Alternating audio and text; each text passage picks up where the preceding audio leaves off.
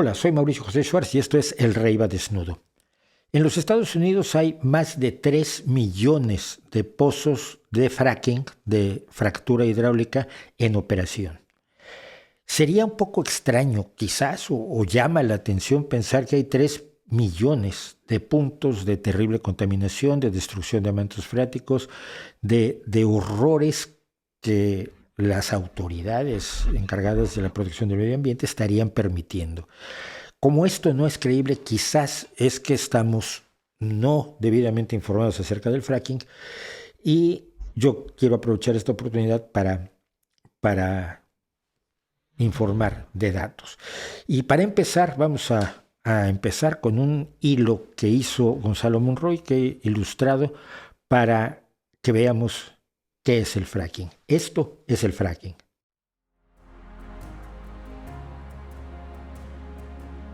El fracking es la suma de A, fraccionamiento hidráulico, en B, perforaciones horizontales. Esta técnica se usa en formaciones, no yacimientos, que por su baja permeabilidad y porosidad no permiten el flujo de los hidrocarburos. En fácil, en formaciones los hidrocarburos están dispersos en pequeñas cantidades a lo largo de kilómetros de roca. En yacimientos están concentrados en grandes cantidades. Vean los tamaños. Por la baja permeabilidad de las formaciones, los hidrocarburos no pueden fluir. Por eso se rompe, fracciona, fractura la roca. De ahí el término fracking. En México, Pemex lo hace desde 1981 para obtener más producción de sus campos viejos, pero solo en pozos verticales. Como pueden ver en la gráfica, es más eficiente un pozo vertical para yacimientos y un pozo horizontal para las formaciones.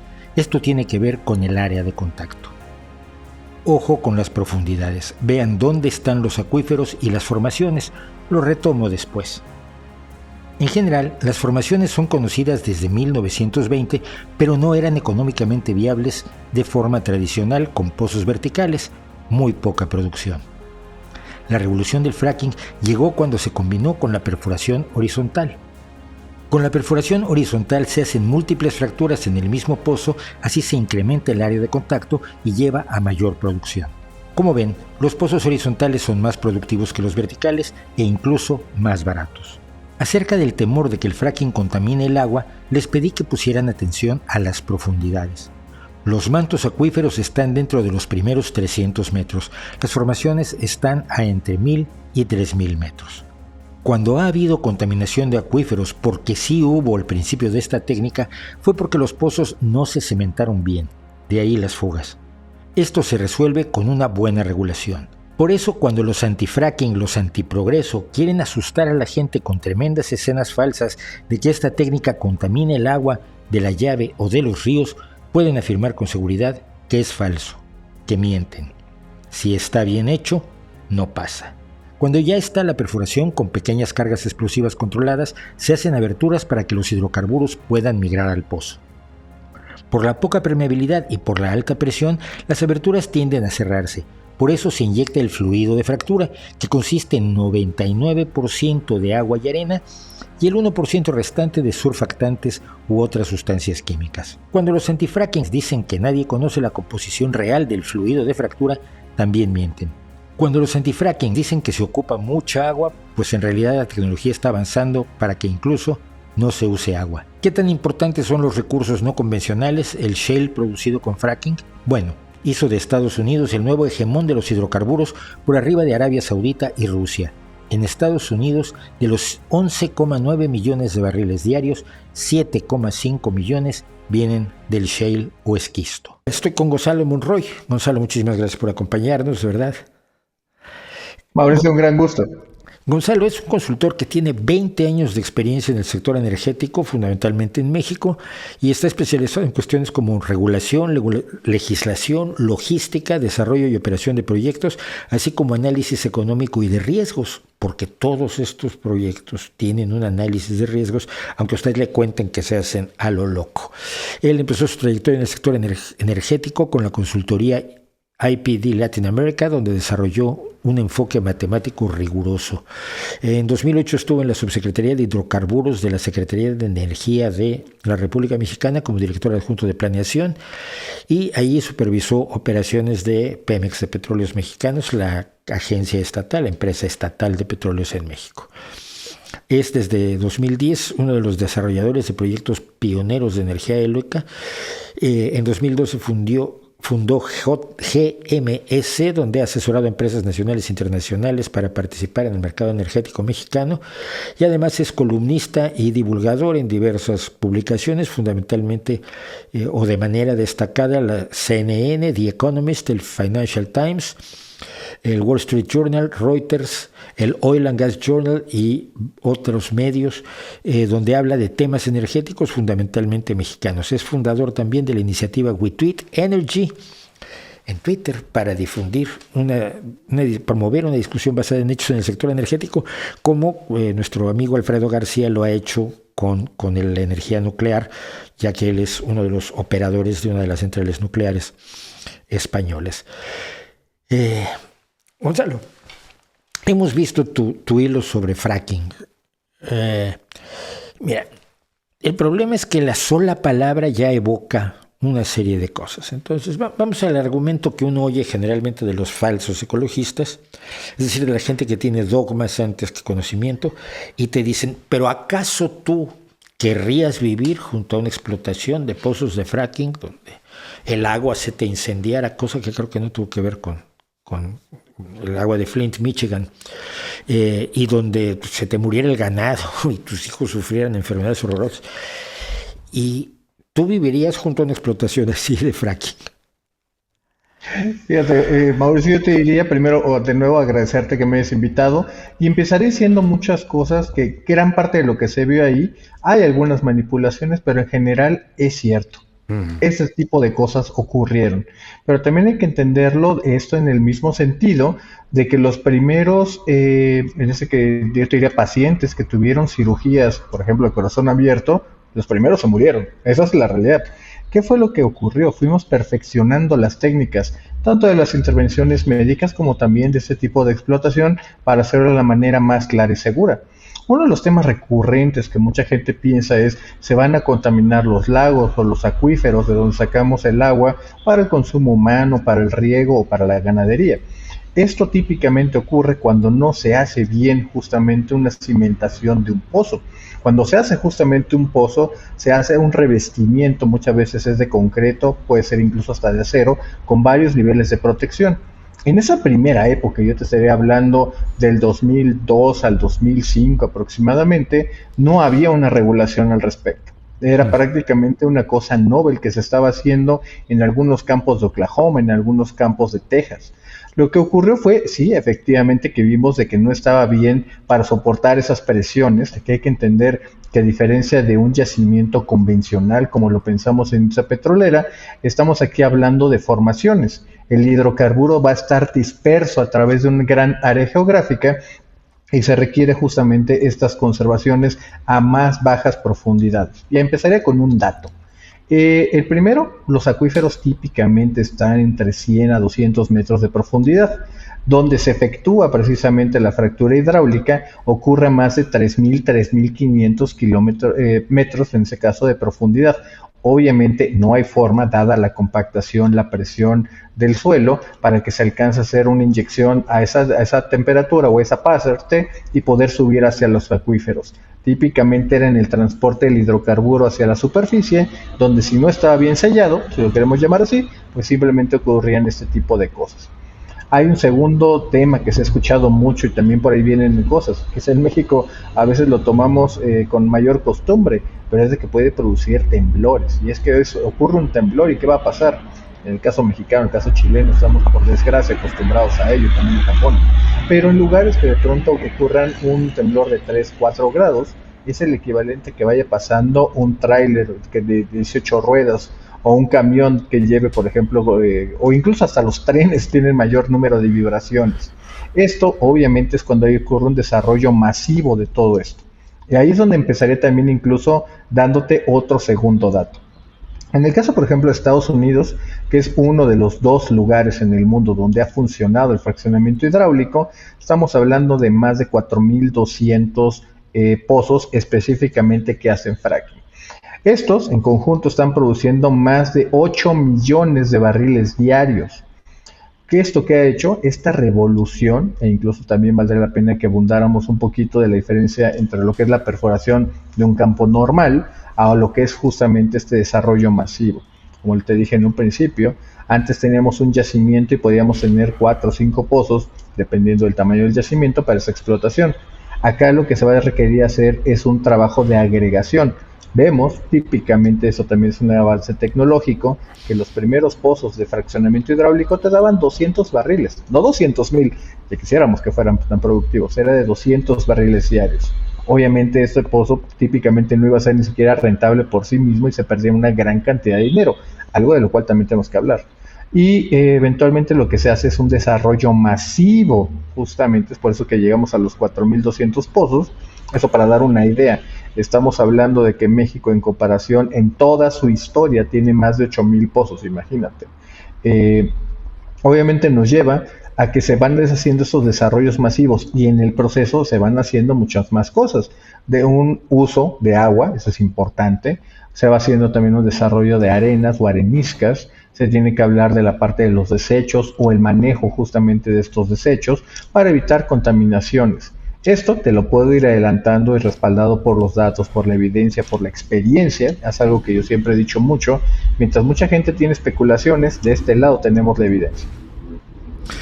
A ver, para aclarar las cosas, la fractura hidráulica se puede sacar de estas formaciones geológicas. Se puede obtener petróleo y se puede obtener gas. Sí. Sí, o sea, tenemos dos tipos de explotación distintas, porque el gas generalmente viene asociado al petróleo en los yacimientos, ¿no? Hay de todo. Hay, por ejemplo, algunas formaciones que es únicamente gas, se conoce como gas seco, que no trae nada más que el hidrocarburo. Hay un gas que se conoce como gas húmedo. Este es muy importante, Mauricio, porque ese gas húmedo se refiere típicamente a que tiene los líquidos del gas, heptano, pentano, naftas naturales, todo este tipo de cosas que son importantísimos precursores para la industria petroquímica, gran parte de nuestros plásticos, incluso las mascarillas que hemos utilizado tanto durante la pandemia, venían precisamente de estos precursores del petróleo. Es decir, se fracciona el gas también, como se fracciona el petróleo. Efectivamente. Y también tienes algunas cuencas que son sobre todo mayoritariamente de petróleo. Hay de diferentes condiciones, hay de diferentes recursos. Hay países, por ejemplo, algo que quería platicar contigo, es que es muy interesante que tienes lugares, por ejemplo, como, hablemos un caso, podría ser Bulgaria. Bulgaria casi no tiene petróleo, al menos en sus cuencas que se conocen, de petróleo, pero tiene importantes yacimientos de gas natural. Tomemos el caso, yo te diría, uno quizá más importante. Tomemos Dinamarca. Dinamarca, este país verde que ha sido bastante comprometido con el cambio climático, la descarbonización, pues tan solo en recursos prospectivos, no necesariamente reservas, recursos prospectivos, estamos hablando que tiene más de 31.7 trillones de pies cúbicos. Para darte una idea, en términos de reservas, Dinamarca tiene el día de hoy cero. Tiene una cantidad importantísima de recursos para poder suministrar una parte de Europa o tan solo sus recursos propios. A ver, aquí ya estamos entrando en un tema que tiene mucho que ver con lo que estamos viviendo en la actualidad en Europa, y es el hecho de que buena parte de Europa, no fue el caso de España afortunadamente, pero buena parte de Europa se hizo dependiente del gas ruso, y esto tenía además motivaciones políticas que yo hallo sumamente aceptables, la idea de acercarse a Rusia, de establecer vínculos comerciales que evitaran precisamente los roces de carácter geopolítico y militar al haber un acercamiento económico. Finalmente esa es la idea con la que se hizo la Unión Europea. Pero ahora con la crisis de la invasión imperialista contra Ucrania, resulta que la Unión Europea ha decidido dejar de comprar gas ruso y tiene un problema. ¿De dónde saca el gas que necesitamos? Este verano es verano, pero el gas en invierno es fundamental para sobre todo las zonas más frías de Europa. ¿Qué explotaciones de gas normal o gas tradicional, convencional hay en Europa y qué oportunidades hay en el fracking? Eso es algo muy importante y déjame darte datos. Una frase que tengo y que me ha funcionado muy bien esta divulgación es una frase que ojalá todos lo pudiéramos tomar, es dato mata relato. Y Sí, eso es claro. importante para hablar desde la evidencia y no desde la creencia. Y si los datos nos desmontan la creencia, tendremos discusiones más informadas. Déjame darte datos especialmente de Europa que creo que nos ayudan a comparar dónde estamos al día de hoy y cuál es el potencial que podrían destaparse esos recursos a través de este tipo de técnicas. En el caso, por ejemplo, del petróleo, la Unión Europea en general apenas tiene 13.600 millones de barriles de petróleo. En cambio, con el shale se desatarían más de 18.600 billones de barriles de petróleo. Estamos hablando prácticamente de duplicarlos.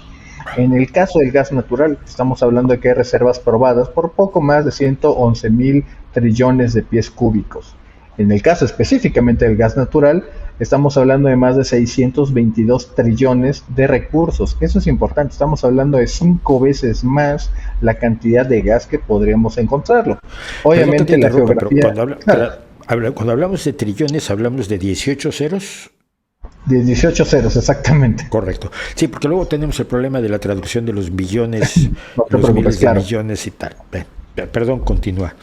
No, al contrario, es una muy buena aclaración precisamente por esto. Y además, a veces los números vienen de Estados Unidos, lo cual nos mete todavía un poco más de dificultades. Y los Es una traductores buena vienen, no aclaración. sabes tú de dónde. Exactamente, eso es muy importante. Una cosa que es muy importante es entender que la geología, una, no conoce fronteras, sí que también hay que decirlo, no está igualmente distribuida. Negar justamente que todavía el día de hoy Rusia aún también tendría grandes e importantísimos recursos de fracking, eso también hay que mencionarlo claramente, pero que también no tiene la tecnología ni el know-how, el expertise para explotarlo. Déjame hablarte, por ejemplo, de algunos lugares, y es yo creo que importante para hablar también de la discusión de la oposición a este tipo de proyectos. En el caso, por ejemplo, de Francia, estamos hablando de que tiene más de 136 trillones de pies cúbicos de recursos que podrían ser de gas natural. Una buena parte incluso de Alemania que se queja y es probablemente la víctima más grande, estamos hablando de 17 trillones de pies cúbicos, algo que justamente le podría dar su plan de transición, su puente hacia una energía mucho más renovable y no estar quemando o poniendo las plantas de carbón como ha venido ocurriendo. Si hablamos incluso, ya pensamos fuera de la caja, lo saben muy bien sobre todo la gente en España. Una buena parte puede ser alimentado por la parte del norte de África, sobre todo de Argelia. Argelia, para dar una idea, tiene prácticamente más gas que toda Europa. Estamos hablando de cerca de más de 700 trillones de pies cúbicos de gas natural. Obviamente una mejor integración, ya no solo como el bloque, sino también la integración con África del Norte en términos de recursos, puede abrir y diversificar, yo te diría que la matriz energética, pero también el suministro de esos importantes hidrocarburos. Aquí el punto es muchos de los, otra vez, pseudoecologistas, y lo siento, pero es que eso no son realmente ecologistas, plantean el hecho de que no tenemos que seguir con el gas, no tenemos que usar la energía nuclear, sino simple y sencillamente tenemos que pasar a las energías renovables. Tú que has trabajado, que eres un pionero en la energía eólica, quizás puedas centrar algo que yo he dicho en muchas ocasiones como periodista informado, pero que por supuesto no soy un experto, en el sentido de que de aquí a que las renovables puedan ocupar todos los espacios que está ocupando tanto la energía nuclear como la energía fósil, falta. Todavía falta tecnología, falta desarrollos, falta conocimiento y necesitamos un puente para llegar hasta ese punto. Lo cual no quiere decir que estemos defendiendo los fósiles, ojalá nos pudiéramos deshacer de ellos, pero ¿cuál es la realidad en cuanto a daños al medio ambiente y al cambio climático concretamente de las opciones que tenemos? Podemos quemar fuel oil, podemos quemar carbón, podemos quemar gas, podemos usar energía nuclear. esos serían los puentes hacia nuestra energía verde y recubierta de rico chocolate que todos queremos, ¿no? Efectivamente, Mauricio. Y yo te diría de que primero pongamos algo muy claro. Primero, sí, efectivamente lo pones muy bien, está viendo una dinámica, yo te diría que ya irreversible en términos de transición energética. Europa es pionera, pero no es la única que está descarbonizando o tratando de bajar sus emisiones de efecto invernadero y de otros gases también altamente contaminantes o que dañan la capa de ozono, entre muchas otras cosas. El mundo está en general unido hacia ese propósito. Tenemos un problema de que llegar hacia ese punto requiere ir dejando atrás los combustibles fósiles. Pero en ese caso hay que entender varias cosas. La primera es que el mundo está nadando en petróleo. Estamos en la transición energética, pero el mundo está nadando de petróleo. Y otro dato, estamos hablando de que tenemos casi 3.5 veces más reservas de petróleo que las que teníamos en 1980. Dada esta revolución tecnológica del fracking, nos dio acceso a muchísimos más recursos, en este caso de energía. Pero yo estos días estoy peleándome en Twitter con gente que me dice que el petróleo se acabó, llegó a su pico de producción en 1972 o en 1982 o la semana pasada. Y que es toda la teoría del Club de Rome de los límites del crecimiento. Y me han atacado mucho por esto, pero no se acaba. Entonces el peak oil del que nos hablan no es un hecho que merezca preocupación gravísima en este momento. No, para nada. Absolutamente no, y te puedo decir que todos los que defienden al día de hoy justamente las ideas malthusianas de que el petróleo se iba a acabar, pues por desgracia olvidaron un factor que es el factor tecnológico. Obviamente el factor tecnológico hizo que llegáramos a las aguas profundas del Atlántico, del Mar del Norte, obviamente del Golfo de México, de Brasil, como está ocurriendo al día de hoy, Guyana o del oeste de África. Obviamente también la tecnología hizo que todas estas formaciones que las conocíamos desde principios del siglo XX pudiéramos desarrollarlas de una forma económicamente atractiva. Sabíamos que el petróleo y los hidrocarburos estaban ahí, solamente no sabíamos sacarlos de forma costeable. Ahora, en este punto es muy importante, Mauricio, porque toda esta idea de que es que el petróleo se va a acabar, no, vivimos en una abundancia totalmente, una abundancia de petróleo. ¿Qué cosa está pasando? Y eso, yo creo que centraría aquí la discusión, es en los usos, sobre todo de este petróleo y de los hidrocarburos en general. Y déjame darte el primer punto. Pensar que todo va a ser una energía verde, eso es falso, es una utopía y es una mentira. No te lo pongo de esa manera, es una mentira. ¿Por qué? Porque gran parte de lo que va a ser esa transición energética pasa por los plásticos, y los plásticos van a venir precisamente de los derivados del petróleo. Ciertamente vamos a dejar de usar el petróleo para las naftas, para la gasolina, para el diésel. Eso lo vamos a ir recorriendo. El futuro, que va a ser la electromovilidad, no te voy a decir si va a ser de las baterías o va a venir del hidrógeno o de otras fuentes.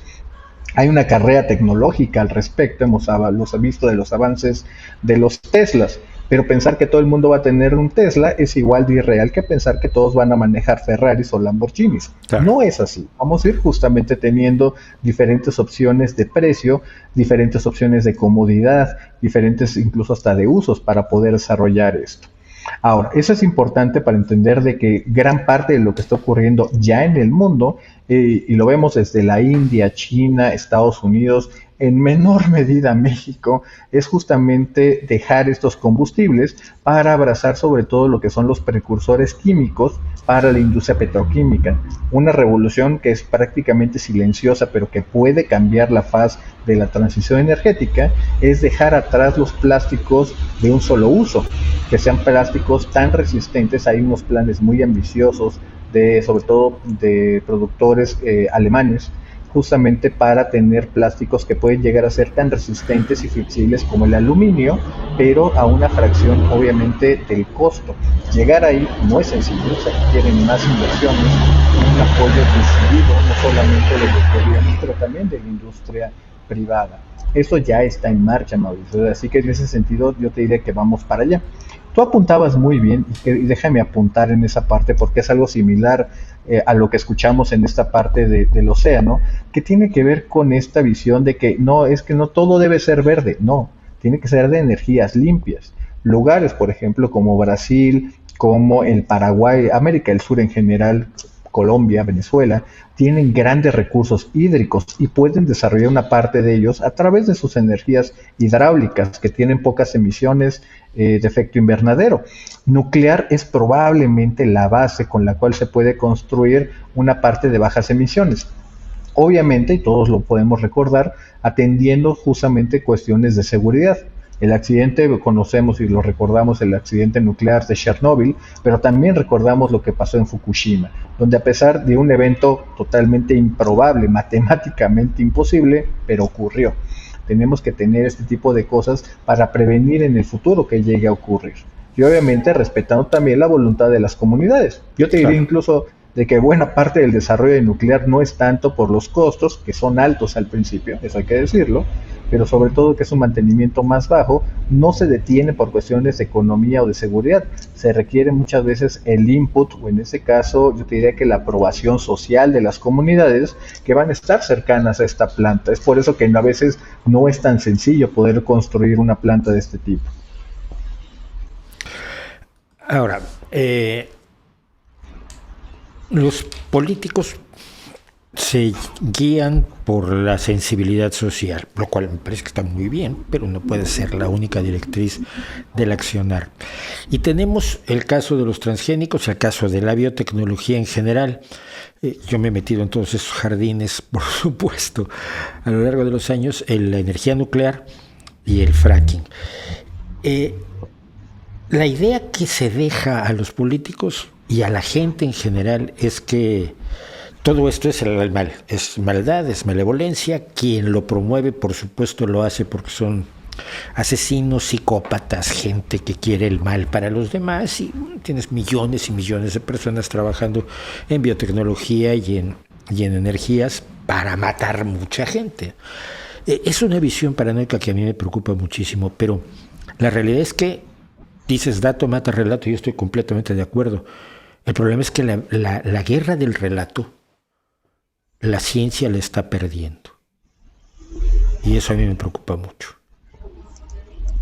Totalmente, Mauricio, totalmente. Y aquí esa es probablemente una de las cosas que más se ha buscado hacer justamente, gran parte de este colectivo de WeTweet Energy, y también que ha nacido también otro de WeTweet Science, algo alrededor de lo que ha pasado con la crisis derivada del coronavirus, del COVID-19, es justamente tratar de tener discusiones más informadas. La gente tiene que interesarse en los temas. Tú lo dijiste muy bien, y creo que no solamente se limita al plano energético o de salud, estamos en una guerra de narrativas, donde a veces parecería que los derechos de uno es quitarle a alguien algo diferente. Mucho lo hemos escuchado en Estados Unidos, incluso en una parte de Europa, donde se ha centrado en temas, por ejemplo, de desigualdad, que es un problema cuando estamos hablando y no reconociendo a veces que la creación, por ejemplo, del capitalismo ha levantado a cerca de 2 billones de personas, 2 de cada 7 personas del mundo de la pobreza extrema. Sí, todavía tenemos grandísimos pendientes, pero la narrativa no se debería enfocar únicamente en lo que nos hace falta, sino también, y yo creo que es de cualquier persona agradecida y de buena cuna, agradecer las cosas que tenemos en este momento. Que otra vez, eso no nos limita de aceptar y reconocer los retos que tenemos hacia adelante. Hay un punto del relato que creo que tú puedes abordar como mexicano, porque además se ha convertido en parte de la política en México. Es precisamente lo que mencionabas, que la aceptación social de los avances tecnológicos. Cuando me dicen una determinada comunidad no quiere que se haga una presa, o no quiere que se instale una planta nuclear, o no quiere que le den semilla mejorada, o no quiere una serie de cosas, por un lado, dices, es absolutamente legítimo. Las comunidades tienen que tener, por supuesto, una agencia de decisión en las cosas que les afectan directamente. Pero por otro lado, no tienen la información necesaria para que esa decisión se tome con base en toda la información a su alcance, que podrían decir de todos modos, ya lo entendí todo, no quiero, lo hallo legítimo. Pero la gran mayoría de las organizaciones, de la gente que honestamente se opone a una serie de acciones tecnológicas, de acciones relacionadas con ciertos avances que no les gustan a organizaciones neoprimitivistas como Greenpeace, lo hace con una información emocional muy, muy fuerte y con una información fáctica muy escasa. En México, ¿cómo abordas eso cuando el presidente de la República a los aerogeneradores, a las turbinas eólicas les llama ventiladores? Cuando considera que el cambio climático lo inventó el neoliberalismo para golpear a su gobierno, junto con el feminismo, cosa que yo no he logrado superar todavía. ¿Cómo abordas eso cuando tienes a una comunidad, por ejemplo, que le dices, es que te van a quitar tu maíz, ya, pero tu maíz te da media tonelada por hectárea y puedes tener 8 toneladas por hectárea, pero eso ya no te lo dijeron? ¿Cómo abordas eso en un país donde fundamentalmente la gente está desinformada porque no tiene acceso a la educación o a la información? Lo acabas de mencionar muy bien y es justamente con lo que yo decía de la guerra de narrativas e incluso lo llevaría más para adelante. Los temas incluso ya están extremadamente muy bien mapeados. Por ejemplo, en el caso de la oposición al fracking, por ejemplo, en el caso mexicano, ha venido gran parte porque, a ver, ¿cómo le vamos a dar tanta agua a a estas empresas cuando en realidad México requiere agua para sus comunidades? Hoy, por ejemplo, estamos hablando del 7 de junio y estamos hablando de que la segunda ciudad más grande de México, Monterrey, no tiene agua, está racionalizada únicamente a 6 horas al día. ¿Cómo es posible que le demos esto y no a los agricultores o a los ganaderos? Bueno, todo esto, y es muy interesante, por desgracia estamos hablando de un gobierno, una administración que deliberadamente miente. Una administración que deliberadamente no le dice a los ciudadanos que en México, uno de los países o uno de los últimos países en liberalizar, en abrir a la participación privada su sector energético, una de las ventajas de haber sido el último es que tuvo la ventaja de tomar las mejores experiencias de todos lados. En el caso mexicano, existe un orden de prelación. Primero tiene que haber agua disponible y saciar toda la demanda para consumo humano, para consumo del riego, para la parte de la agricultura, para la parte de la ganadería. Y hasta el 8º lugar, únicamente si ya se han satisfecho todas las demandas anteriores, es que haya agua disponible para la industria. Agua, por ejemplo, que se conoce como agua dura o agua tratada, no es agua de consumo humano y mucho menos agua potable, y esa es exactamente la que se utiliza para ese tipo de industrias. Es muy interesante porque, como te platicaba al principio, se han aprendido, justamente hay muchas lecciones aprendidas. Antes sí había un desperdicio brutal de agua, esa es la realidad que había, Mauricio. Hoy lo que se hace es de que se han utilizado técnicas de reciclaje para bajar los costos y que sea más costo eficiente esto. Déjame darte otro dato. Estamos hablando quizá de 2012, 2013. Los costos, por ejemplo, el costo nivelado para salir tablas, ni con ganancia ni con pérdida de un proyecto de fracking, rebasaba los $60. Ahorita que estamos hablando de 2022, ese precio ha bajado a $31. La realidad es que se requiere precios cada día más bajos para poder entrar y ser productivos de todo este sentido.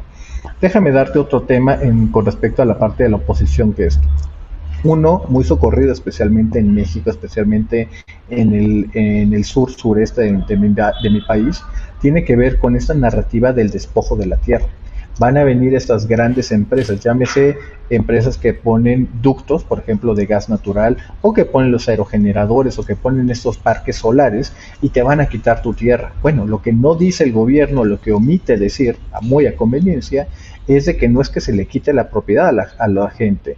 Muchas veces estos campesinos que están altamente empobrecidos por desgracia, yo te diría que incluso siglos de una mala atención gubernamental, pues obviamente empiezan a recibir salarios, ni siquiera salarios, prestaciones superiores a los 3,000 euros por mes, justamente por la renta de sus terrenos. Pasamos de que tenemos a unos, yo te diría, campesinos empobrecidos, porque no tienen un campo tecnológicamente avanzado o prolífico. México, por desgracia, no tiene un área cultivable que sea de significancia alguna. Buena parte de nuestros granos básicos los importamos de diferentes partes del mundo, principalmente de los Estados Unidos. ¿Qué ocurre? En lugar de que esos terrenos sean desperdiciados o utilizados para una ganadería de autoconsumo, los pueden rentar a estas empresas y ganar justamente, como te mencionaba, entre 3,000, al caso más alto que conozcas, de 4,000 euros por mes, justamente nada más por la renta de sus terrenos, por un lapso de 25 años. Ahí es justamente donde podremos hablar temas de movilidad social, justamente de una nueva clase empresarial en los lugares más empobrecidos de mi país. Obviamente esto le cambia la narrativa a un gobierno que ha apostado, por desgracia, a utilizar políticamente a los más pobres. Pero lo que estás diciendo, y creo que hay que matizarlo muchísimo, las empresas, yo no creo que sean el mal absoluto, porque las empresas no están ahí ni para ayudar a los pobres, ni para promover la movilidad social, ni para hacer un uso racional del agua. Las empresas están para hacer dinero. Y entonces la vigilancia que se debe tener sobre las empresas para hacer dinero, también en México falla, y falla brutalmente. Los niveles de corrupción son tales que, francamente, con suficiente dinero, en México al menos, puede una empresa hacer lo que quiera. ¿No es esa una preocupación legítima?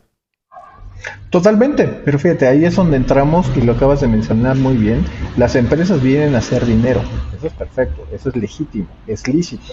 Y también justamente en ese sentido, una de las cosas que se hizo justamente en la reforma energética de 2013, en esta gran apertura al capital, y eso, si me permites, lo voy a remarcar muy bien, no se privatizó absolutamente nada, no se le quitó nada a Petróleos Mexicanos, tampoco a la empresa estatal de Comisión Federal de Electricidad, no se les quitó ni siquiera un clavo. Lo que se hizo fue atraer nueva tecnología, nuevos competidores, esa era la idea, una reforma no de privatización, sino de apertura.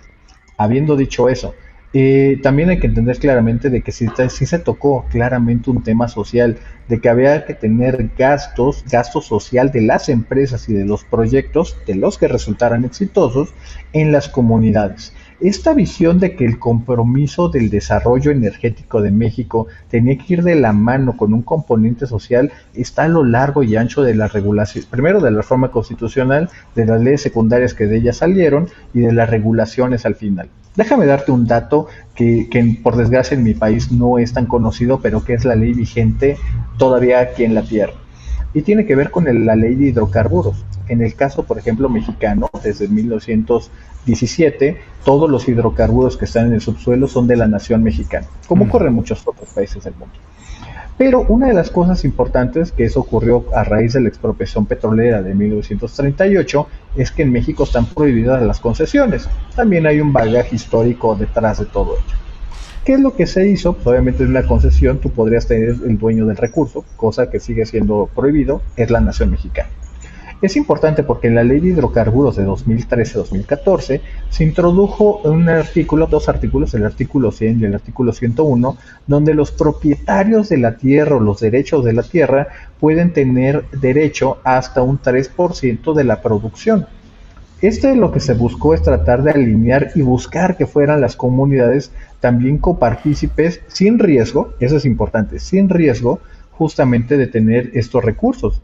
Por desgracia, en el caso mexicano a través de Pemex, era muy común, por desgracia todavía lo es, que la empresa estatal llegara a avasallar, se impusiera sobre las comunidades, tomara todos los recursos y se fuera. ¿Y con quién se iba a quejar la gente? ¿Con el Estado? Eso por desgracia es la tragedia que por desgracia he visto también en otros lugares como Colombia, Venezuela, Argentina. En Estados Unidos, por ser una parte más de common law de la ley inglesa, no ha sido tanto el caso. Ahora, dejando de lado el tema de la empresa, una empresa pública podría hacer fracking sin mayor problema. Tiene Totalmente. La tecnología, tiene el know-how o lo puede adquirir. Es decir, todo esto además puede hacerse sin la necesidad de que participe la empresa privada con los resquemores que genera entre muchas personas, insisto, de manera legítima. Ahí no pasará eso en Europa porque la corrupción está a niveles minúsculos comparado con lo que podemos vivir en otros países. Pero ¿hay proyectos públicos que tú conozcas de obtención de gases de esquisto, etcétera? Totalmente. Y déjame, y por eso cuando empecé te decía que hay dos lugares donde ha funcionado y hay muchísimos donde no ha ocurrido. El caso, por ejemplo, el único caso fuera de Estados Unidos es Argentina y a lo mejor vale la pena que hablemos un poquito del otro gran esfuerzo gigantesco que se intentó hacer desde el Estado, fue China, que salió con la anglosajona, bueno, anglo-holandesa de Shell y que obviamente fue un rotundo fracaso.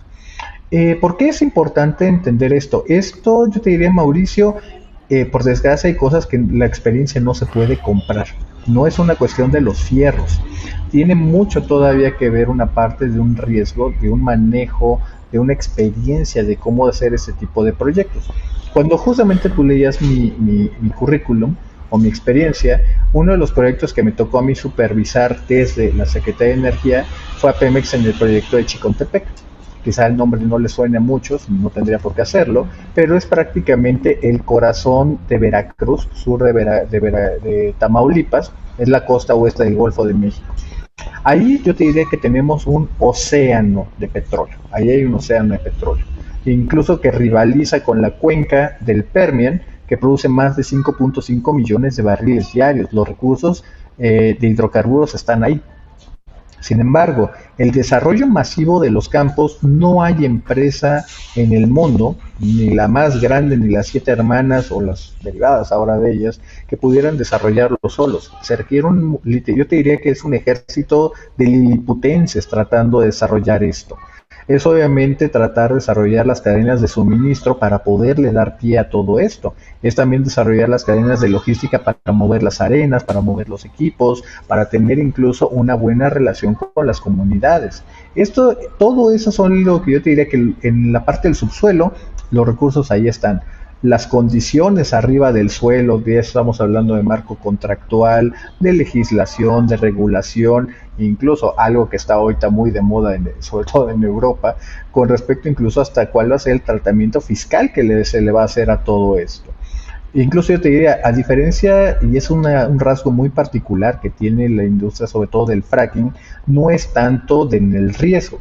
Sabemos dónde está el recurso, sabemos todo esto, se vuelve más un proceso de maquila. ¿Cuál es el proceso más eficiente para poderlo sacar al menor costo posible?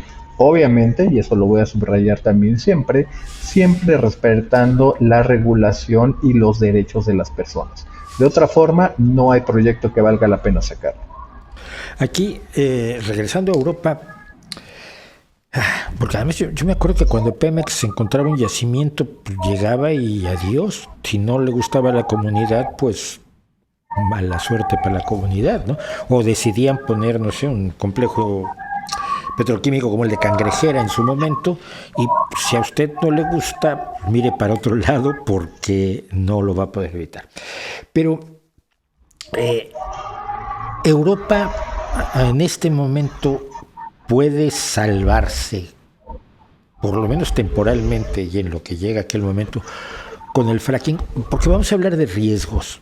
Mira, una de las cosas más divertidas que yo he escuchado en los últimos años es a Donald Trump y a López Obrador hablando en contra de los aerogeneradores con algunos argumentos que evidentemente son seleccionados falazmente. A López Obrador le preocupa mucho el paisaje. Es que esto lastima el paisaje, hombre, sí. Y lo que preocupaba a Donald Trump es que mata a muchos pajaritos. Él cree que hay una verdadera masacre aviar con los que sí hay un problema, pero no es de las dimensiones a las que maneja Donald Trump. Entonces, tú que eres experto en riesgos, veamos riesgos de quemar petróleo, bueno, fue el oil, de quemar carbón, de quemar gas, de usar aerogeneradores, de energía nuclear, porque no hay riesgo cero. Esto es algo que quizás no entiende la gente que quiere un mundo con fresco olor a pino y recubierto de rico chocolate, pero como niños que quieren algo, sin darse cuenta de que no hay nada con riesgo cero.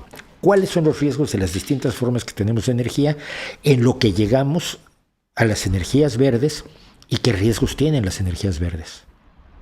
Claro que sí. Pues mira, yo te empezaría diciendo justamente que hay efectos de desplazamiento.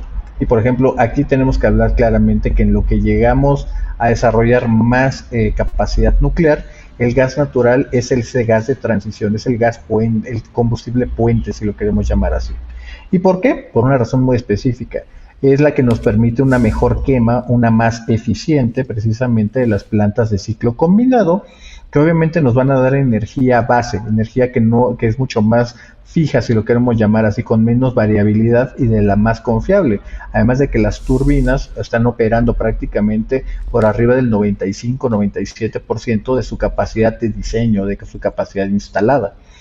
Una cosa que obviamente nos lleva para allá es que sí, obviamente en la quema de este gas natural, el cual 98% es metano, pues obviamente nos tiene emisiones no necesariamente de CO2, sino de otros combustibles, que nos lleva a una cosa muy complicada. ¿Qué es lo que funciona? Este gas natural desplaza justamente a cosas que son todavía más contaminantes, como el fuel oil, como el combustóleo, en este caso el combustóleo de alto azufre que produce Pemex, y que por desgracia al quemarse emite dióxido de azufre, que por desgracia está altamente correlacionado a cosas como enfisema pulmonar, cáncer de pulmón, EPOC, cosas que son verdaderamente tragedias humanas. Obviamente desplaza el carbón y lo desplaza de una manera bastante consistente, y ya quizá en el margen desplace un poco a las plantas de diésel, que son plantas de emergencia como la vemos en algunas ferias o en algunos conciertos, que no hace realmente una gran diferencia. ¿Cómo podemos hacer cosas? Por ejemplo, como te mencionaba al principio, hay países que por su vocación pueden tener grandes hidroeléctricas que pueden ir ayudando y solucionando una parte, pero también hay que entender de que no todo son las emisiones que mandamos al medio ambiente. El cuidar del medio ambiente es un concepto mucho más grande. Obviamente sabemos de que hay una devastación importante ambiental cuando se hace una hidroeléctrica, tanto en la parte de la base justamente de la cortina, de esas grandes cortinas que vemos.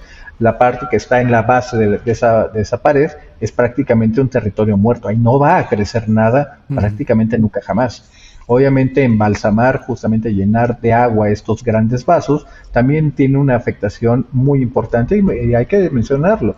Si no se llega a un acuerdo con las comunidades, significa también un desplazamiento de ellas, obviamente creando un resentimiento social si no se hace de la manera adecuada.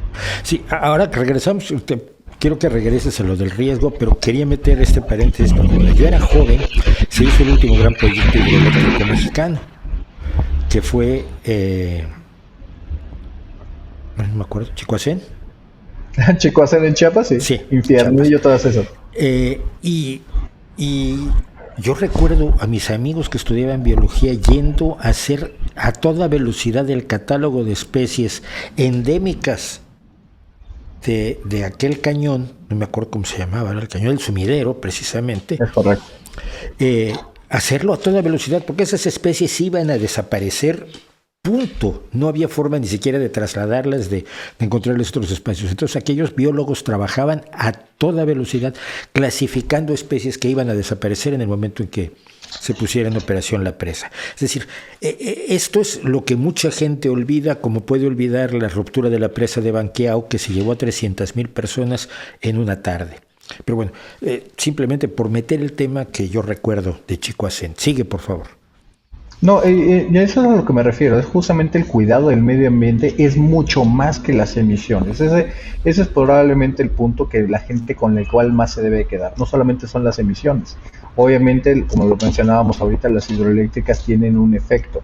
En el caso, por ejemplo, de las energías, yo te diría geotermia. La geotermia es uno que no le hemos dado, sinceramente, a nivel mundial todo el avance que podremos tener. Tenemos grandes ejemplos como puede ser Noruega, Suecia, Finlandia, obviamente Islandia, que utilizan todas estas emanaciones de calor, pasar un poco de agua por ahí, generar el vapor que alimenta a través de las turbinas, y en el inter vas generando electricidad y obviamente para la parte del invierno una calefacción prácticamente a un costo cero.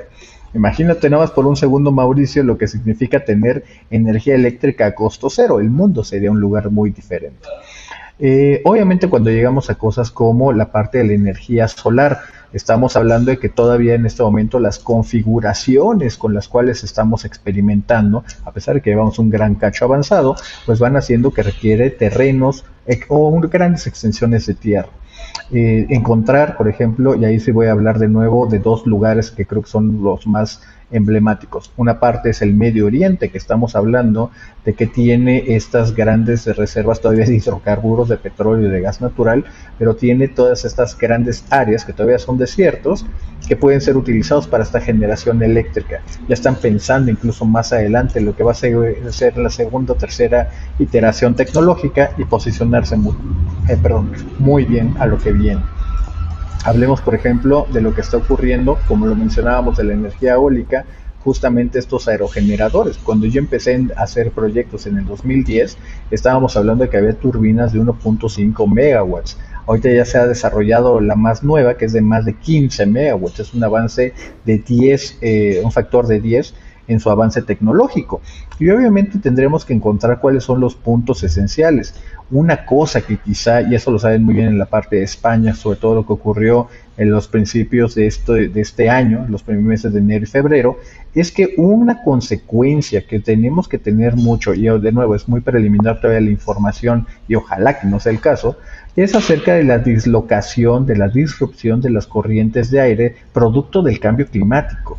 Esto, si de pronto llegara a cambiar, que donde tenemos hoy estos aerogeneradores no se tiene la potencia de viento suficiente, obviamente ya ni siquiera te digo que los economics detrás de estos proyectos se derrumban, sino que simplemente no va a haber una generación suficiente de electricidad, lo cual obviamente tenemos que replantear yo te diría que en unos términos de la diversificación de la matriz energética. No es de que abandonemos totalmente el petróleo, tenemos que tener una reserva únicamente por si algo ocurre. Muy bien dicen los gringos, y espero que no te moleste, shit happens. Cosas malas ocurren en el mundo. Y si no podemos evitarlo, tenemos que tener un plan para cuando sucedan, cómo solucionarlo. ¿Cómo le cuentas a la gente que vamos a hacer un proyecto que tiene tanto riesgo? O sea, porque lo tiene algún riesgo. Y decíamos, no existe riesgo cero. Yo he buscado la forma, y no creo haber tenido mucho éxito al respecto, de contar estas historias diciendo, mira, salir a la calle te cuesta un riesgo. Cuando vendes cosas que tienen, fíjate ya todos los problemas que tenemos un grupo de pseudoecologistas opuestos al proyecto. Tienes unas empresas que son las malas de la película, porque son las malas de la película, no hay de otra. Tienes una enorme ignorancia detrás y hay un riesgo real. ¿Cómo lo vendes? Pues mira, yo empezaría justamente, o al menos los ejemplos que me ha tocado ver tanto en Argentina como en Estados Unidos, tiene que ver mucho con el rule of law, justamente con el Estado de Derecho. Y, por ejemplo, en el caso de Estados Unidos, muchas veces son los propios rancheros, los famosos vaqueros, que tienen ahí sus grandes propiedades y dentro de ellas tienen los pozos, que son los que empiezan a monitorear de que si de pronto algo aparece mal, tienen ellos la capacidad de cerrar las operaciones. Y obviamente como ellos saben y están enteramente conscientes que la producción es la que les va a dar el ingreso del cual ellos derivan muchas veces ya su modus vivendi o su calidad de vida, pues obviamente es en su mejor interés tener este balance entre la producción, pero también el cuidado de su propia vida y de su propia propiedad, yo te diría, valga la expresión. En el caso, por ejemplo, más importante, yo lo pondré en términos de qué es lo que estamos desplazando. No es de que vamos a desplazar a las energías renovables, yo te diré que se complementan, no es uno u otro, son las dos. En el caso, yo te diría, una base de energía nuclear, otra base de energía, sobre todo de gas natural, que esa eventualmente se vaya reduciendo, y en el margen, y ese margen podremos hablar de una manera arbitraria, un 25-30%, justamente de energías renovables. Y es muy importante incluso porque eso es algo que también, incluso yo también lo he detectado, especialmente platicando con ambientalistas de Alemania, de Holanda, de Bélgica, franceses, tienen justamente esta idea de que todo se tiene que quedar en la tierra. Ya no saquemos absolutamente nada más. Esa tendencia es probablemente de las más peligrosas, porque eso también hay que explicarle, y es una cosa donde conecta en el corazón de todos, es de que esto significa que los precios de la energía se disparan, que eso se vuelve justamente y le daña precisamente a los más pobres. Hemos visto en diferentes lugares, hemos visto en España, hemos visto en Francia, hoy se está discutiendo en el Reino Unido, de que los precios de la energía son demasiado altos, que las empresas son los malos de la película, a los que debemos de castigar con los impuestos. Si nos vamos a recordar lo que fue marzo, abril de 2020, se logró incluso en el caso norteamericano la cosa más improbable, yo diría que de la historia, que fueron los precios negativos del petróleo. No hubo, obviamente, de manera justa, un llamado de estos mismos ambientalistas para decir de que el gobierno debía rescatar porque el precio era negativo. Obviamente no. También hay una cosa, yo te diría, Mauricio, de psicología. Toda la gente, desde alguien que vive en la Patagonia hasta que vive en Siberia, todos quieren su energía barata. Todo el mundo quiere su gasolina gratis, o lo Sí, más baja, pues. sí, sí, Pero obviamente no, terminarías diciendo de que entender de que la gasolina sea, o en general, yo te diría que la energía, sea energía eléctrica, sea energía de combustibles, la energía barata no es que tenga que ser barata, sino que sea asequible. A nadie beneficia los altos precios porque nos va a llevar a una recesión, nos lleva justamente a que la gente pierda sus empleos o que justamente tenga que decidir entre si prendo la electricidad o no la prendo. Lo mencionabas muy bien, tener por ejemplo los inviernos, si de pronto empiezan a ser tan fríos, consecuencia del cambio climático, pues obviamente vamos a hablar de temperaturas de menos 30, menos 20, menos 40, de manera sostenida, no solamente una gran tormenta.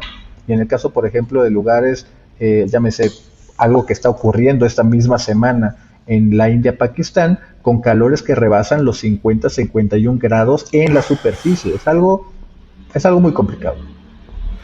pues terminemos con eso, el cambio climático. Yo estuve hablando con un experto en electricidad español hace unas semanas aquí en este canal y él afirma que no es posible lograr los objetivos del Tratado de París, del Convenio de París, que lo que tenemos que aprender es a vivir con por lo menos una parte del cambio climático.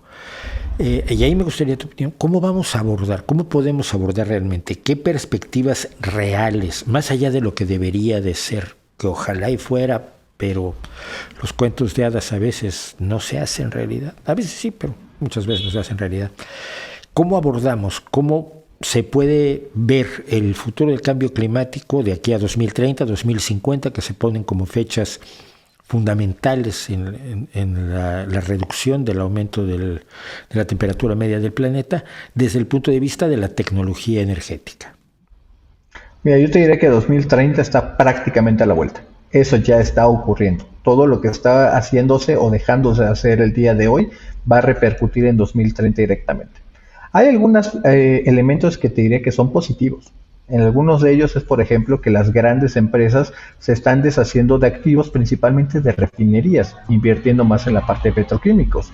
Yo te diré que alrededor del mundo no hay grandes desarrollos de energía, en ese caso de industria petrolera o de gas natural, más allá de lo que ya estaba en marcha, llámese Brasil, llámese Guyana, llámese incluso el oeste de África. Obviamente aquí tenemos yo diría que también como en toda historia hay buenos y malos. Sabemos justamente que Rusia va a seguir produciendo ese petróleo, pero hoy justamente estas sanciones se están evitando que llegue a un mercado y lo inunde. Por el otro lado, sabes que China está comprando prácticamente esos barriles de petróleo crudo a un descuento que tiene todo el sentido justamente para los chinos y asegurar su propia independencia energética. Y obviamente una independencia en términos de seguridad nacional, también obviamente es un tema que deberíamos de decir. ¿Qué ocurre? Yo no sería tan drástico, yo te diría que hay elementos todavía inconclusos, la evidencia no es concluyente, de que es muy posible que ya hemos rebasado justamente las metas del 1.5, 2 grados de incremento de temperatura. Es posible. La evidencia, por desgracia, no es concluyente. Si ese fuera el caso, yo coincidiría, tendremos que estar enfocando muchos de nuestros esfuerzos precisamente en mitigación y en adaptación. Y eso es algo que siempre he dicho y lo digo muy común en Twitter y en otras redes sociales, ahora también en TikTok. Tiene que ver justamente con que en esta trinchera tan grande todos cabemos.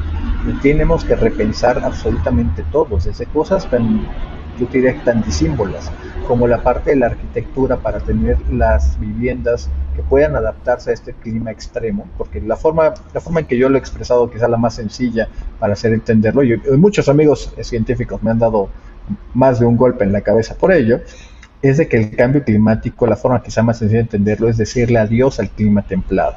Vamos a ver temperaturas cuando haga frío prácticamente de menos 40 grados, calores de más de 50 grados, cuando haya lluvias van a ser lluvias torrenciales como hemos visto en diferentes partes del mundo, y cuando haya sequías van a ser sequías prácticamente de años.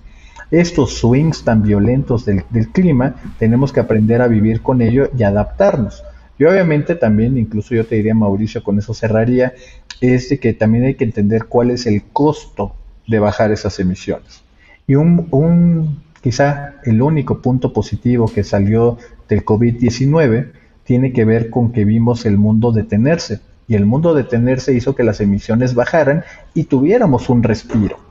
¿Cuál es el problema? De que no sé, no estoy seguro justamente si podemos abandonar a más de 60 millones a nivel mundial a la pobreza por tratar de todavía tener un medio ambiente que el cual, por desgracia, sigue mucho en riesgo. Pues Gonzalo Monroy, muchísimas gracias. Aquí en la descripción del vídeo va usted a tener el Twitter de Gonzalo, el TikTok, por supuesto, yo soy un gran fan de TikTok, y toda la forma de acercarse a la información que está difundiendo Gonzalo y su gente. Gonzalo, muchísimas gracias y te molestaré en otra ocasión y hablaremos en otra ocasión del futuro, que yo creo que incluso los más, salvo los muy tontos, los empresarios más tontos, un futuro que nadie quiere que sea un desastre y una tragedia, porque como lo he tratado yo también de explicar, pues nadie quiere matar tampoco a sus clientes, ¿no? Para que le dejen de comprar. Pero algunas personas creen que así es esto. Muchísimas gracias, Gonzalo. Muy amable. No, al contrario, Mauricio, ha sido un enorme gusto y privilegio platicar contigo. Y sí, sigamos justamente hablando desde los datos para tener una conversación más informal. Los datos no siempre son lo que nosotros quisiéramos, la realidad no nos cuenta la historia que quisiéramos que nos cuente, pero tenemos que conocerla, tenemos que escuchar los puntos de vista, las informaciones que no nos gustan. Yo respeto mucho a una persona que nos decía que lo que tenemos que hacer siempre es decirle a la gente lo que tiene que saber y no lo que quiere oír.